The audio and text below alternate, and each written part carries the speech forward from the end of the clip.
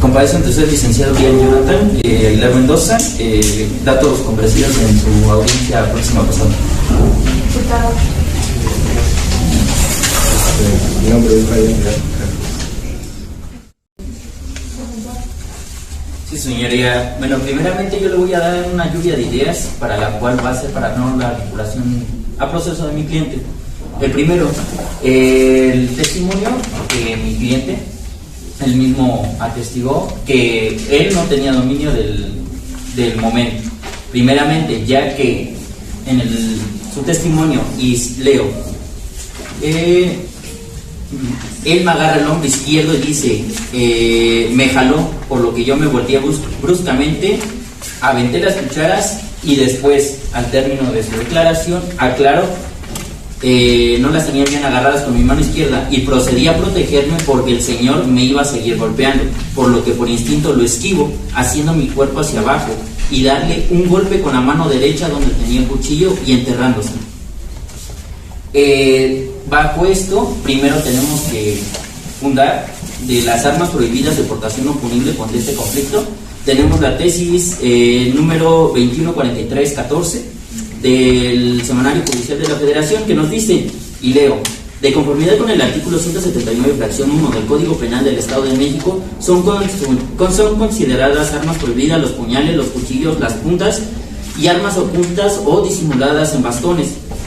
Por su parte, el numeral 180, primer párrafo del invocado cuerpo legal, sanciona a quien porte, fabrique, importe, regale, trafique o acopie sin un fin lícito las armas contempladas en el artículo antes citado. De esta manera, si el acusado lesionó al pasivo con un cuchillo que dijo ocupa para sus labores diarias, al no comprobarse lo contrario, es de estimarse que dicho objeto lo emplea para un fin lícito y no puede considerarse como prohibida la aportación de esa arma, ya que su ilícito fue circunstancial. Para justificar lo anterior dicho, su señoría, como bien hubo la declaración y el testimonio de la señora Irene, en donde fue adquirida de manera lícita, sin embargo, por el tiempo, modo y lugar que fue empleado el cuchillo, fue tomado en ese mismo momento, pero fue por defensa propia. Ahora aleguemos bien la legítima defensa, que igualmente encontramos en la Suprema Corte de Justicia en su jurisprudencia 21-21-22, la legítima defensa, el ataque es actual cuando revise caracteres de inminencia o dura todavía, de tal suerte que lo que importa para los efectos del derecho penal es la amenaza creada por aquel y no la actualidad de la lesión que sufre quien se defiende. En otros términos, lo que caracteriza a la legítima defensa es que el rechazo de la agresión se realiza mientras ésta persista, esto es, en tanto que pone en peligro la integridad corporal o la vida en quien se defiende y aún a un tercero.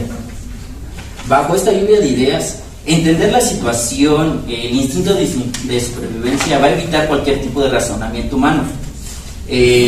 Precisamente por eso, porque se está sobreviviendo. En este caso, su señoría, Brian, tiene una calidad específica. Sin embargo, ante la presencia de una agresión que fue legítima, una agresión que el señor Torrijos se quiso abalanzar sobre él, teniendo el testimonio del señor Manuel como principal testigo, al igual que la declaración del mismo.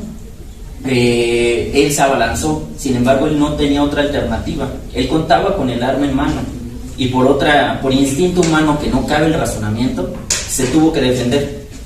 Por tanto, su señoría, la diferencia entre lesiones y homicidio es muy obvia, ¿no? En el informe pericial médico del señor Torrijos González, en ninguna parte del informe médico dice que fue lastimado en algún órgano vital, que tuvo que estar hospitalizado por más de 15 días, que su agresión fue en el momento, fue momentánea, y porque fue atendido inmediatamente por la ambulancia, fue de que no le pudo pasar algo más. Entonces, la diferencia entre las lesiones y el intento de homicidio es el lugar donde se llevó a cabo el daño. Fue en el lado izquierdo abdominal. Él, por lo que su señoría comentaba, era de que él se estaba defendiendo, simplemente se agachó y por eso es que le enterró el cuchillo. Sin embargo, igual el policía El policía Daniel Rojas Martínez nos confirma eso, que el señor Vidal ya no quería seguir con la agresión, tanto que estaba atento de que la persona, el señor Torrijos González, ya no se encontraba en aptitud para poder seguir agrediendo o defendiéndose de la misma manera, por lo que mi defendido creyó en la justicia, tanto que se entregó, ya que si vamos a un lugar práctico, que la verdad, yo nunca me he peleado en la calle, y tampoco creo que el Ministerio Público lo haya hecho, pero yo si lo lesiono me echo a correr, no me dejo atrapar, pero su señoría Brian creyó en la justicia, dijo que pues él simplemente se quería defender a su señoría. Bajo ese orden de ideas, le solicito la no vinculación a proceso de mi cliente. ¿Es cuánto, su señoría? Sí, su señoría. Como ya nos pudimos percatar, y me imagino que es usted, ellos ya dejaron a un lado el tipo penal homicidio en tentativa en posible tentativa, embarcándose más a lo que es la riña, ya que es en donde encuadra más el tipo penal en el que ahorita nos encontramos. Que lo leo, su señoría. Artículo 236 del Código Penal del Estado de México dice: lesiones es toda alteración que cause daños en la salud producida por una causa externa. Ahora bien, nos trasladamos al artículo 237. El delito de lesiones se sancionará en los siguientes términos: cuando el ofendido tarde en sanar más de 15 días o amerita hospitalización, se impondrá de 4 meses a 2 años de prisión y de 40 a 100 días muerto. Agregando, su señoría, que ahora tenemos en presencia 2 atenuantes que la misma Ministerio Público nos proporcionó, que ahora son circunstancias que atenúan la penalidad en el delito de lesiones y se sancionará en las siguientes formas. Cuando las lesiones sean en riña o duelo, la pena se disminuirá hasta la mitad, considerando quién fue el provocador, quién fue el provocador y en grado de provocación. Su señoría, como nos percatamos al inicio de la audiencia, según la declaración de mi testigo, del señor Manuel, nos encontramos en el apercibimiento de que el que inició la agresión no fue mi cliente, fue la otra persona, el señor Torrijos, el que inició primero con agresiones verbales. Posteriormente él inició con agresión física al empujarlo. Él simplemente se defendía en ese momento. Ahora bien, si vamos a la riña, tenemos igualmente una jurisprudencia que igual ya se le corrió traslado al Ministerio Público, que el registro digital es 234960, el cual nos dice: riña, superioridad de los medios empleados en el curso de la no implica su existencia. Me explico.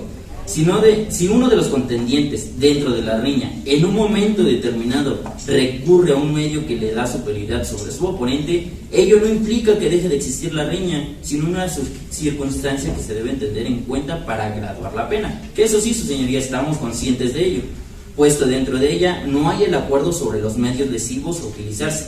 Características esta propia del duelo, en quienes van a intervenir fijan en antemano las condiciones del mismo.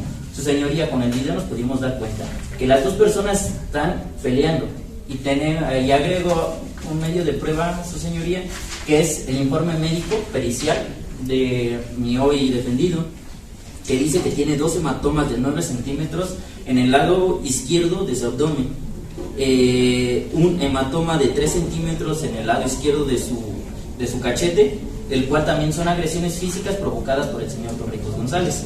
Ahora bien, como nos pudimos dar cuenta, o al menos a mi percibir y al de mi cliente, nos dimos cuenta que el señor Torrijos cayó en una falsa declaración. Por tal, también ordenó una orden de aprehensión en contra del señor Torrijos González por la falsa declaración, que está previsto y sancionado en el artículo 156, y leo: comete el delito de falso testimonio el que, al rendir su entrevista o declaración como testigo, faltare a la verdad en relación con el hecho que se trata de intervenir, ya sea afirmando, negando o ocultando la existencia de alguna circunstancia que pueda servir de prueba sobre la verdad o falsedad del hecho principal, o comete disminuya la gravedad.